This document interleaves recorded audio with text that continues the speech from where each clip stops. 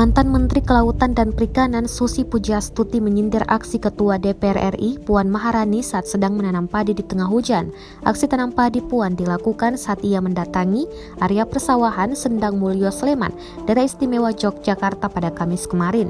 Dalam kesempatan tersebut, Puan ikut turun ke sawah di tengah hujan untuk menanam padi bersama sejumlah petani perempuan. Kemudian aksi tersebut mendapat respon dari Susi pada Kamis 11 November 2021. Respon Susi disampaikan lewat akun Twitter pribadinya @susi_pujiastuti. Dalam cuitannya, Susi menyebut biasanya petani tidak menanam padi saat sedang turun hujan. Sontak respon Susi tersebut langsung menjadi sorotan oleh warganet di Twitter dan telah dikomentari ribuan kali. Cuitan tersebut juga disukai lebih dari 10.000 kali oleh warganet di Twitter.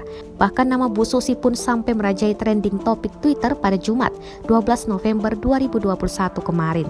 Sebelumnya diberitakan, Ketua DPR RI Puan Maharani berkomitmen menyerap aspirasi petani guna memenuhi kebutuhan dan permasalahan pertanian di area persawahan Sendang Mulyo Sleman, Daerah Istimewa Yogyakarta.